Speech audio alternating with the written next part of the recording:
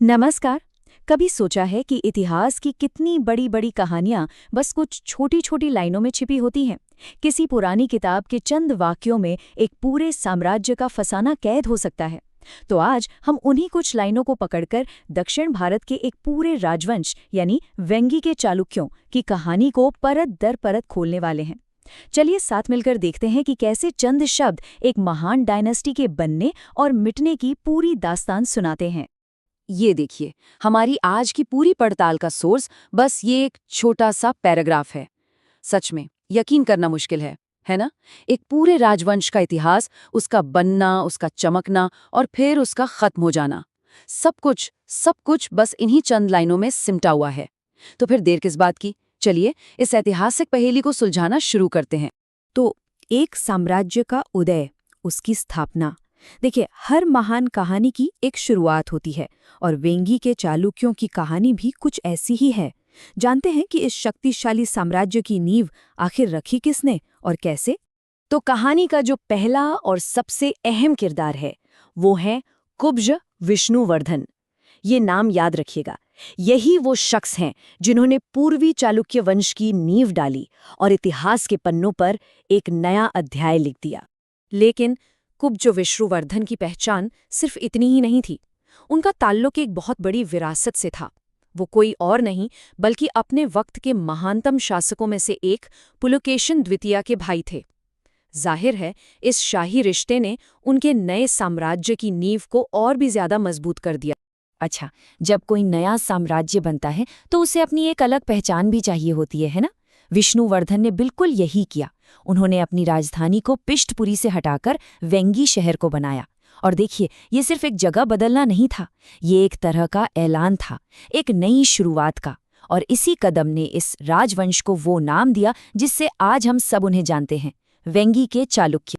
तो नींव तो रख दी गई, अब बारी थी विस्तार की, यानी विजय के दौर की, उस स्वर्ण युग की। हर साम्राज्य की कहानी में एक ऐसा दौर आता है जब वो अपनी बुलंदी पर होता है। तो चलिए अब कहानी के उस हिस्से में चलते हैं जब वेंगी के चालुक्यों की ताकत अपने चरम पर थी और उनकी जीतों का शोर पूरे दक्षिण में गूंज रहा था। ये जो साल हैं 488 से 892 एडी, ये सिर्फ तारीखें नहीं हैं, ये वो दौर है जिसे हम वेंगी के चालुक्यों का गोल्डन एज कह सकते हैं।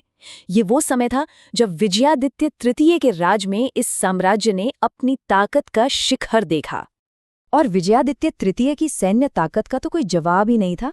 सोचिए, उन्होंने एक के बाद एक उस दौर की सबसे बड़ी शक्तियों को मात दी।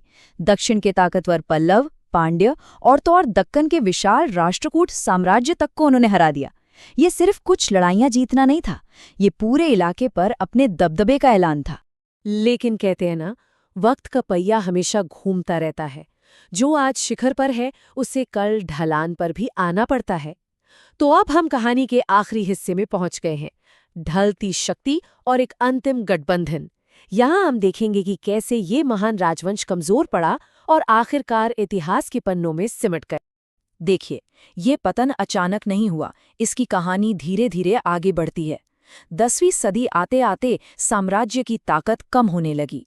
अब वो एक आज़ाद हुकूमत नहीं रहे बल्कि अपने पड़ोसी यानी ताकतवर चोलों के एक अहम सहयोगी बनकर रह गए। और फिर साल 1076 एडी में वो दिन भी आया जब उनका एक अलग राज्य के तौर पर वजूद ही खत्म हो गया। और बस यहीं पर एक युग का अंत हो गया। चोल शासक कुलाथुंगा ने वेंगी को अपने साम्राज्य में मिला लिया। वेंगी के चालुक्यों की आज़ाद हुकूमत अब सिर्फ इतिहास की किताबों में रह गई और उनका राज्य विशाल चोल साम्राज्य का हिस्सा बन गया। तो वेंगी के चालुक्यों का ये पूरा सफर संस्थापकों से सहयोगी बनने और फिर इतिहास के पन्नों में खो जाने तक, ये हमें एक बड़े सवाल के सामने लाके खड़ा कर देता है। किसी भी राज्य की, किसी भी साम्राज्य की असली विरासत आखिर होती क्या है? क्या उसे जीती हुई लड़ाइयों से मापा जाता है, या फिर इस बात से कि उन्होंने कितने साल राज किया?